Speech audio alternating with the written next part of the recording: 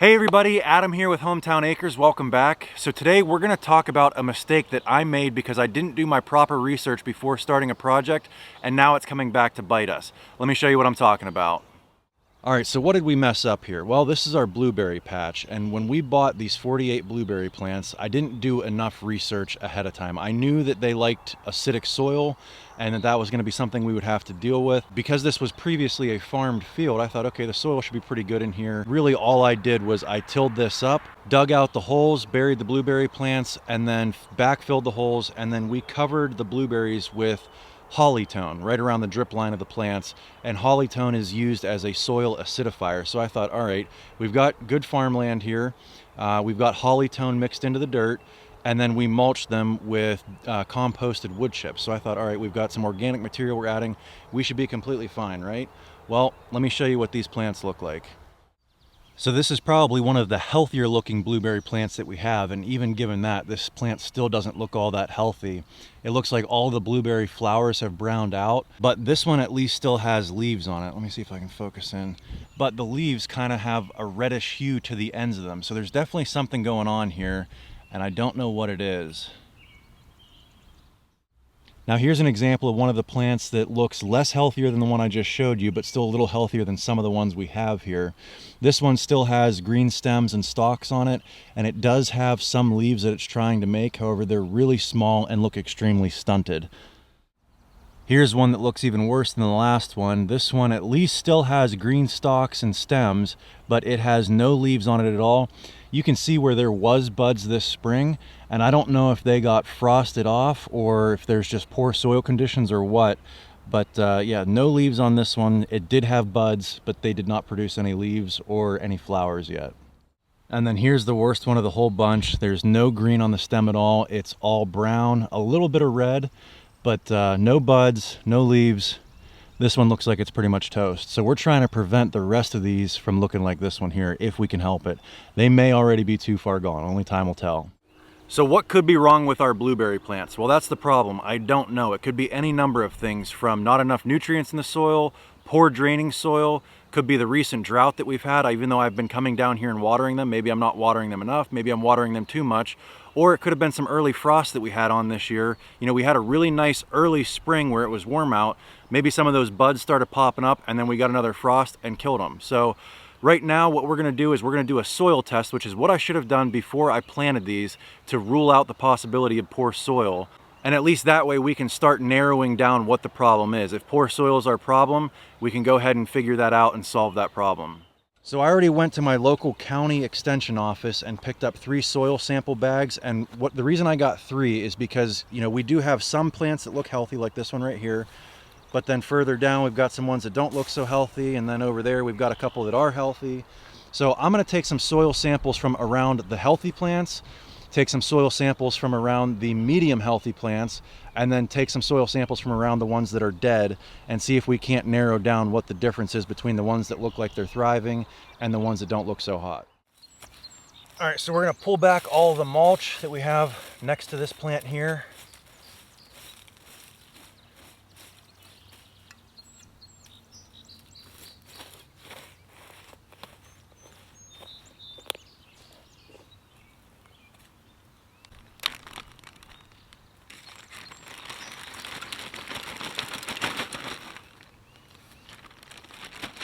All right, so there's one.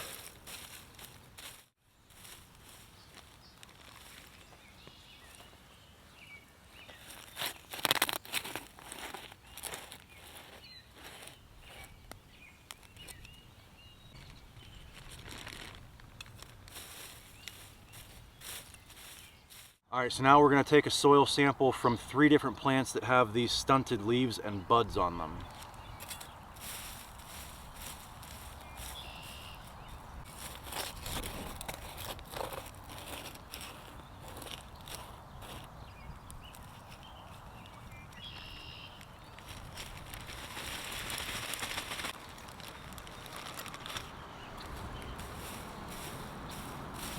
All right, so now we're gonna get a soil sample next to the ones that look like they're almost dead, maybe still have a fighting chance, but at least if we get a sample next to these plants, we maybe will be able to determine why they died.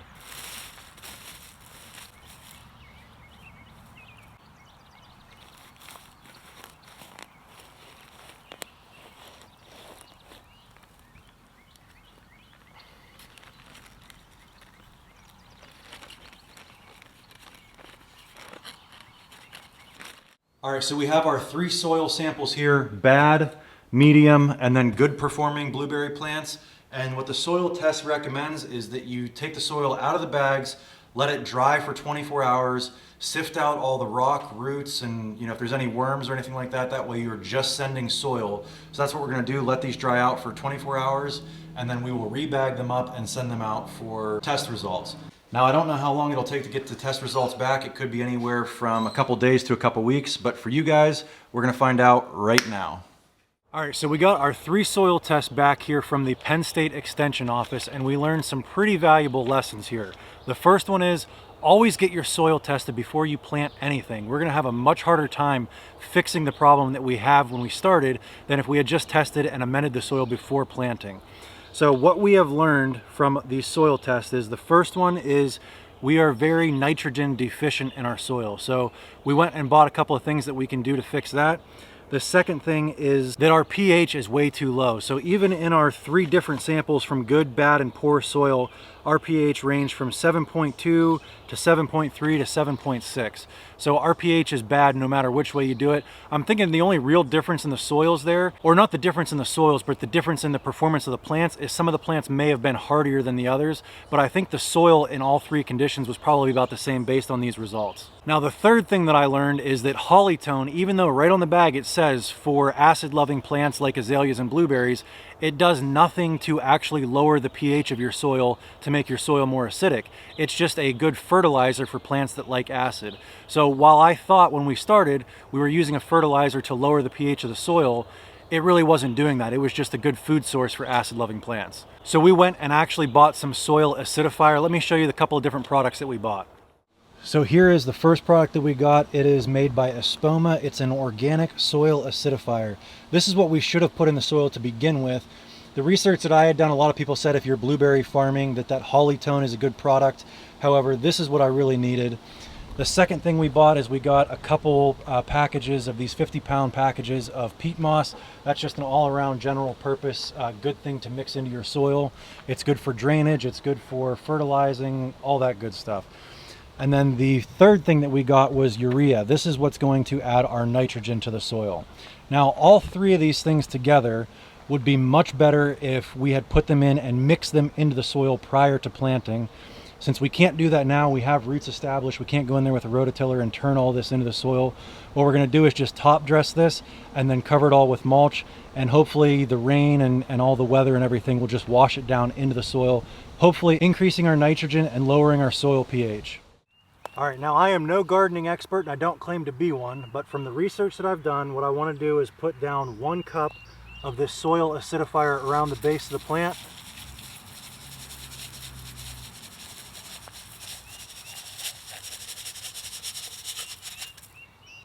And then a 1/4 cup of this urea around the base of the plant. Now, the soil acidifier, they say you want it to be from the base of the plant out to the drip line.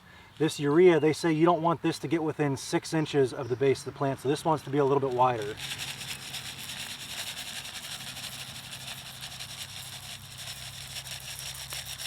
Now remember, this urea is what's adding the nitrogen. And then we're just going to top dress with peat moss.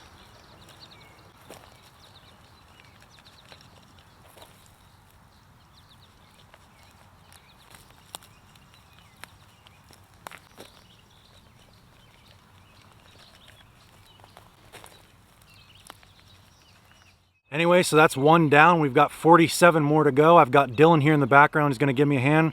We're going to go ahead and run around and do 1 bag of everything, then the next product, and then the next product, rather than doing all 3 at one time. So I'm going to put you guys on a quick time lapse. We'll be done here real quick.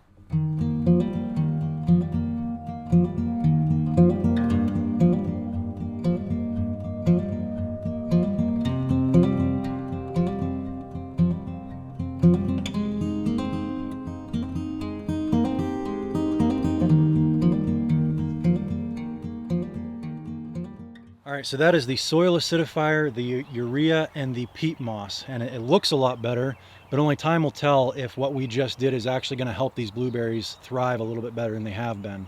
This will probably be an every spring and fall type deal until we get 3 or 4 years down the road and these blueberry bushes are more well established and the soil kind of equals out a little bit better for them. Now, they do recommend that you do all of this stuff obviously in the spring. Right now it's the end of May, beginning of June, so it's really late spring.